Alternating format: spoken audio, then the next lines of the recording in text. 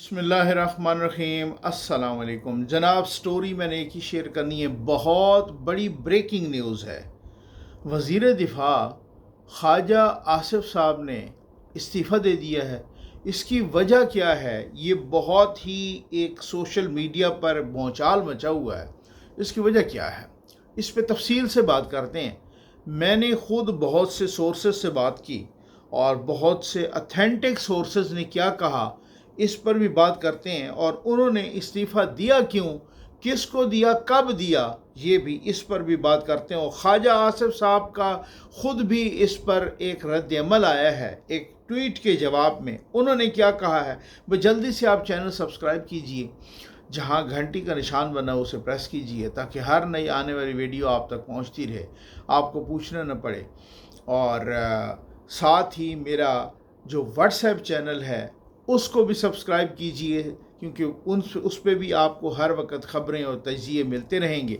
और हमारे water projects चल रहे हैं भाई, अल्लाह के करम और आपके ताउन से लग रहे हैं। अल्लाह के घर के सामने लग रहे हैं, उन इलाक़ों में लग रहे हैं जहाँ पीने का पानी कोई नहीं है, जहाँ पे लोग जोड़ों का पानी पी रहे हैं। आप अपने मरहूमीन के इसाले सवाब के लिए सदका जारिया के तौर पे कम से कम एक वाटर प्रोजेक्ट ज़रूर लगाइए। इब्तदा किधर से हुई, कैसे हुई, क्या हुआ? आप देख रहे हैं कुछ अरसे से ख्वाजा आसिफ साहब सच बोल रहे हैं। मैं ये नहीं कहूँगा कि वो गलत बात कर रहे हैं, सच बोल रहे हैं। असल में सच के बोलने का भी ब्यूरोक्रेट्स का, पाकिस्तान में सियासतदानों का, जर्नैलों का एक टाइम है। टाइम सच के बोलने का भी उन्होंने अपने हिसाब से एक टाइम फ्रेम सेट किया हुआ है। कोई रिटायरमेंट की बात बोलते हैं, कोई जब उनका सियासी कैरियर बिल्कुल एंड पे पहुंचता है उस वक़्त, किसी की किताब उस वक़्त आती है कि जब वो इस दार फ़ानी को रुखसत कर चुके होते हैं, कूच कर चुके होते हैं, इसको अलविदा कह चुके होते हैं, उस वक़्त उनकी किताब आती है, उसमें बड़े सच नज़र आते हैं। तो ये एक अपना ना टाइम फ्रेम है। मतलब आम तौर पे सियासतदानों के बारे में ये है कि वो सच उस वक़्त बोलते हैं कि जब वो सियासी तौर पर हालत नज़ा में होते हैं, सियासी तौर पर, इस वजह से वो उस वक़्त भी सच बोलते हैं।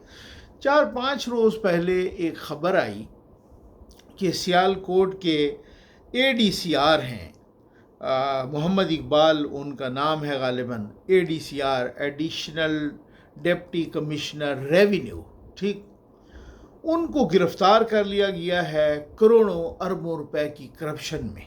ठीक, एंटी करप्शन ने उनको गिरफ्तार किया है। अच्छा, ये एक ब्यूरोक्रेट की बात थी जी गिरफ्तार करने की और इस तरीके से, तो फिर उसमें ना आम तौर पे हो सकता है बहुत सारे लोगों को अंदर की बात का न पता हो। अंदर वालों को तो बहुत कुछ पता होता है, लेकिन अंदर की बात का बहुत सारे लोगों को अगर ना पता हो तो चलें, कोई ADCR या डिप्टी कमिश्नर या रोज़ ही होते हैं। और मतलब इस तरीके से कल एक सहाफ़ी हैं ज़ुबैर अली ख़ान साहब, ठीक, उन्होंने एक ट्वीट किया और फिर उस ट्वीट के बाद भौचाल मच गया। उन्होंने कहा ब्रेकिंग न्यूज़, वज़ीर दिफा ख्वाजा आसिफ ने इस्तीफ़ा दे दिया। और फिर लिखा कि सियालकोट के ADCR की गिरफ्तारी का तनाज़ा बढ़ गया। वज़ीर दिफा ख्वाजा आसिफ ने इस्तीफ़ा वज़ीर आज़म को भिजवा दिया है। ख़बर है कि सियालकोट के ADCR की एंटी करप्शन की तरफ से गिरफ्तारी का तनाज़ा बढ़ गया, जिसके बाद ख्वाजा आसिफ वज़ीर आज़म को अपना इस्तीफ़ा भेज दिया। ख्वाजा आसिफ ने मुशीर बराए वज़ीर आज़म ऑफिस डॉक्टर तौकीर शाह को भेजे गए इस्तीफ़े में कहा कि या ADCR को रिहा करवाएं या इस्तीफ़ा मंजूर कर लें। चंद रोज़ कबल सियालकोट के ADCR को एंटी करप्शन ने मुबैना माली बदउनवानी पर गिरफ़्तार किया था और 5 रोज़ा रिमांड हासिल किया था। मज़कूरा ADCR ने आम इंतखाबात में बतौर रिटर्निंग ऑफिसर फ़राइज़ अंजाम दिए थे। ठीक हो गया, वहीं पर सियालकोट में। अच्छा, उसके बाद हर तरतीब से तफसील से सुनिएगा। उसके बाद फिर वही ज़ुबैर अली ख़ान के ایک اور ٹویٹ آتی ہے اور وہ کہتے ہیں کہ مزید اطلاعات ہیں کہ اے ڈی سی آر کی گرفتاری کے پیچھے، ذرا سنیے گا صحیح، اس پہ بہت ساری باتیں کرنی ہیں، ایک بااثر شخص کا ہاتھ ہے۔ اب میچ اس بااثر شخص اور وزیر دفاع کے درمیان پڑ چکا ہے۔ انتہائی دلچسپ بات یہ ہے کہ وہ بااثر شخص وزیر دفاع کے ایک محتاط محکمے کا ملازم ہے۔ اس کا مطلب ہے کہ خواجہ آصف کا پھڈا کسی فوجی افسر سے پڑ چکا ہے۔ ٹھیک ہے، آپ سمجھ آ گئی آپ کو؟ ٹھیک، اب تھوڑا سا آرام سے بہت سارے آرام سے سنیے گا۔ پھر اس کے بعد وہی صاحب لکھتے ہیں کہ خبر یہ ہے کہ نواز شریف اور خواجہ آصف کی مری میں 1 on 1 میٹنگ ہوئی ہے، جس میں خواجہ آصف نے اپنے تحفظات سے نواز شریف کو آگاہ کیا۔ نواز شریف نے خواجہ آصف کو استعفیٰ واپس لینے کا مشورہ دیا۔ خواجہ آصف ملاقات کے بعد کسی کی رسائی میں نہیں ہیں، نہ کوئی وزیر، نہ کوئی صحافی۔ خواجہ آصف تمام نمبرز بند کر کے نامعلوم مقام پر منتقل ہو چکے ہیں۔ سمجھ آ گئی آپ کو؟ ٹھیک ہو گیا۔ اس کے بعد اب یہ زبیر علی خان صاحب، یہ صحافی، اس کے بعد ہمارے دوست بہت ہی ویل انفارمڈ استاد ہیں صحافیوں کے، ممتاز بھٹی صاحب، انہوں نے ان کو زبیر علی خان کو ٹیگ کر کے کہا کہ خبر آپ کی ٹھیک ہے، یعنی خواجہ آصف صاحب نے استعفیٰ دیا ہے، خبر آپ کی ٹھیک ہے، مگر اس کے پیچھے کچھ اور ہے۔ 17 کروڑ کیش لیا، گرل فرینڈ کے ساتھ بیرون ملک وزٹ کیے، اقبال سنگھیڑا، یعنی وہی محمد اقبال سنگھیڑا 500 بلین کھا گیا، یعنی 50 کروڑ تک کھا گیا۔ مریم نواز کو ثبوت دیے گئے۔ اے ڈی سی آر خواجہ کا منع ہے اور طاقتور لوگوں کا منظور نظر بھی ہے۔ مریم نے سہیل ناصر چٹھا کو کہا گرفتار کر لو، بس، اور باقی تفصیل بعد میں۔ ٹھیک ہو گیا۔ اب یہ جو ہے نا ان کی ایک طرح سے انڈورسمنٹ کر دی ممتاز بھٹی صاحب نے، معروف صحافی ہیں اور باخبر صحافی ہیں۔ پھر بھٹی صاحب لکھتے ہیں کہ خواجہ آصف کے یعنی جو وہ اس وقت تھے الیکشن میں، سنگھیڑا، اقبال سنگھیڑا، جو پہلے مری میں ایسی رہے اور کرپشن کی دستاویزی و بینک ثبوت بیرون ملک، ہوٹل بکنگز کے بل میاں نواز شریف کے سامنے رکھے گئے۔ مریم بھی موجود تھی۔ نواز شریف کو یہ بھی بتایا گیا کہ خواجہ آصف اس کے بنا جی نہیں سکتے، مگر ٹھوس ثبوت تھے۔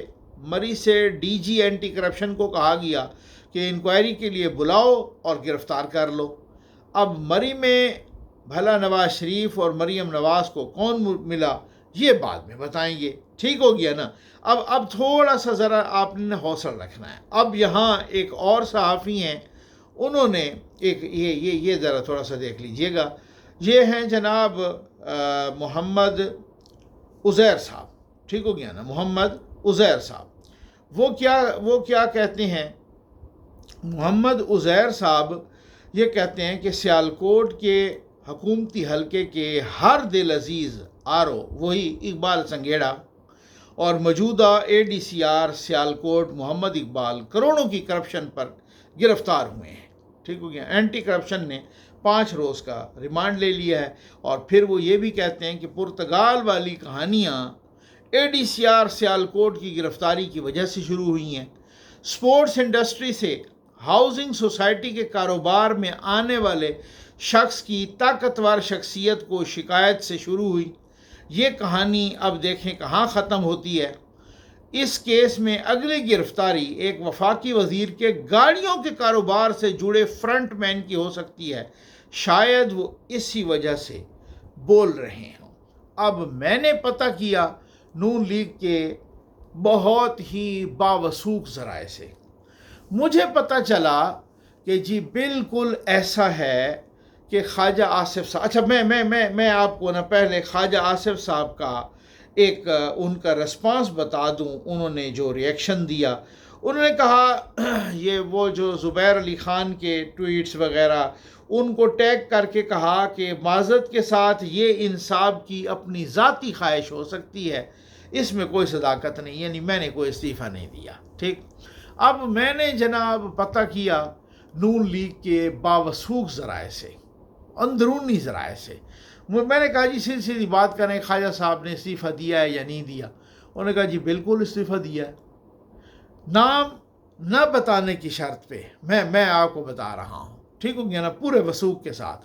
انہوں نے کہا باوثوق ذرائع نے مجھے بتایا. انہوں نے کہا جی بالکل استعفیٰ دیا ہے، میرا نام نہیں بتانا، لیکن وہ استعفیٰ ابھی تک منظور بھی نہیں ہوا، اور مجھے لگتا ہے، یعنی وہ سورس کہہ رہا ہے، مجھے لگتا ہے کہ قوی امکان یہی ہے کہ وہ استعفیٰ اب منظور نہیں ہوگا.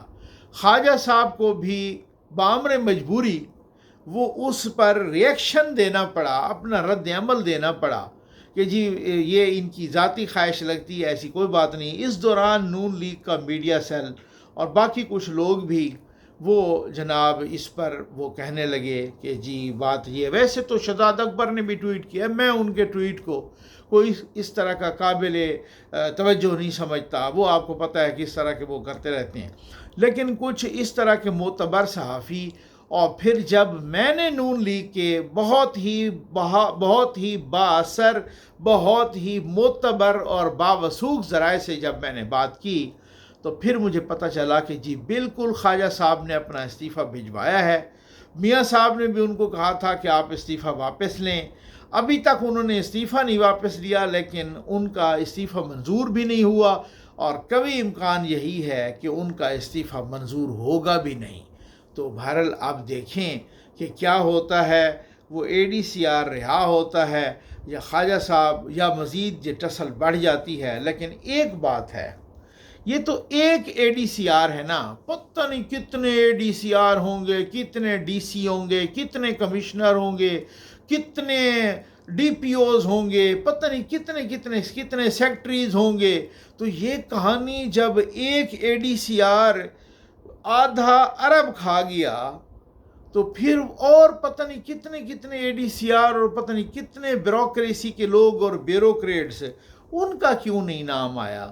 نام تب آتا ہے بھائی کہ جب کہیں کوئی معاملہ بگڑ جاتا ہے. اب سمجھ تو آپ گئے ہوں گے، آپ میری گواہی دیں گے، جب کہیں پر کوئی معاملہ بگڑ جاتا ہے اس وقت آپ کا نام آتا ہے.